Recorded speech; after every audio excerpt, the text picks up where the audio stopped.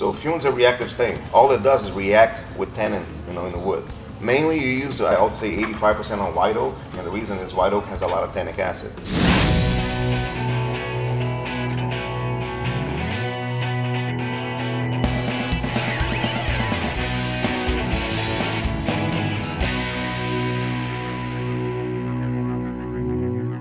We're gonna do on a red oak that has a little piece of white oak on the border, so you guys gonna see what it does on red oak also. Red oak has a little bit of tannic acid, so it does react a little bit. We also have a smoke. The smoke gives this really rich brown color, like kumaru kind of color. If you like that color, on the Pre-Color Easy we have a color called the smoke brown, which is almost exactly like smoke reactive looks, and that color is gonna stay.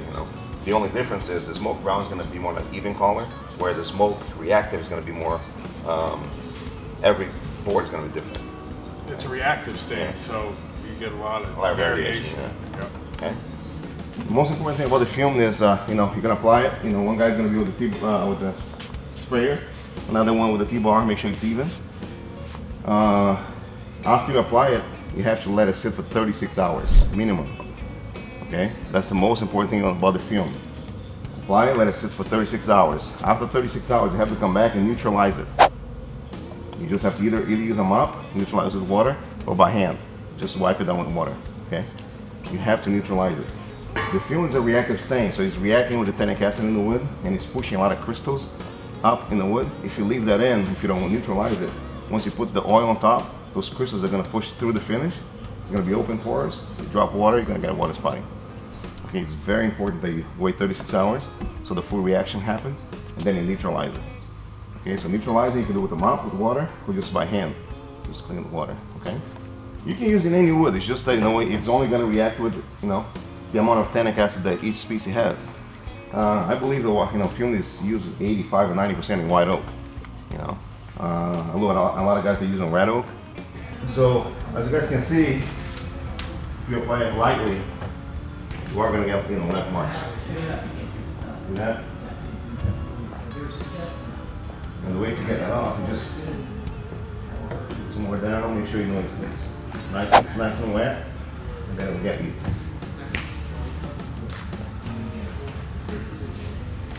As far as like guy cutting in, and we just had, this preference because of a fellow doing it, where he had it in a bucket, he was cutting in with a brush, and then dipping in with the brush.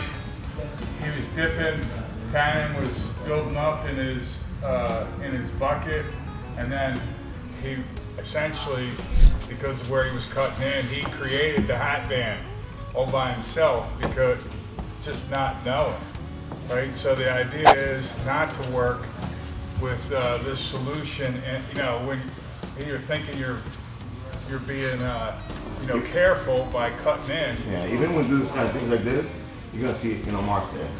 Okay, so it's very important that you have a T-bar, make sure it's even, So you would do a certain section and backtrack the whole thing? I would have a sprayer. Yeah. And then the other guy just with a T-bar, just kind of pushing, almost like applying water-based thing, right. Water-based finish, Do you have to do the edges with an edge sash? I would just do it exactly how I'm doing here. I wouldn't cut in. Right. I would not cut in, just skip. So if you feel like you see a lap line or a mark, you're just gonna pour a little extra there, and then it'll react down to make sure that it is even. And see how heavy it is? And that's what I would do. I'll apply really heavy.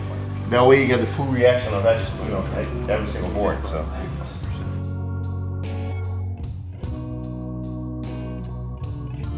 I have some guys ask me, because this is going to pop the grain a lot, because the product has a lot of water in it. So some guys, they come back with like a beige pad or a buffer, kind of knock the grain down, and then you can put in the finish on top of it. For the fume, only for the fume and the Pre-Color Easy, you can't put water beige or other finishes on top of it. You just cannot put anything on top of the oil plus to see. Okay? But for the fume and for the Pre-Color Easy, yes you can. My only suggestion is remember the product has water. Recall it uses a water-based stain, and the fume has water.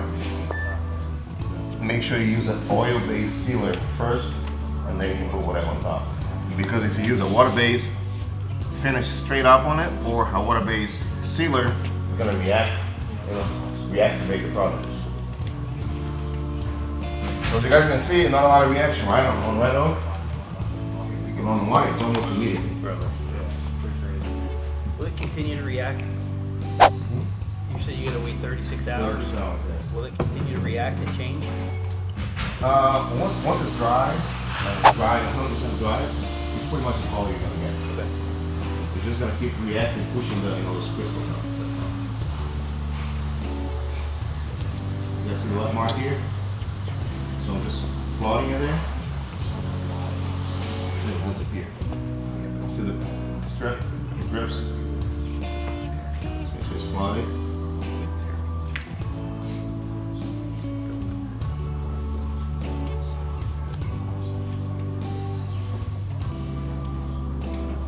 Does that fade at all over time? No, not the film. Only this mold. So what's the next step? Wait 36 hours. Thank you, Mike. Alright. That will neutralize it. There we go. So once it dries 36 hours, if you have marking, The only way to fix it is sanding. It doesn't go really deep. You can sand it down really easy. But the only way to fix it is sanding. just that section, and just blend it out.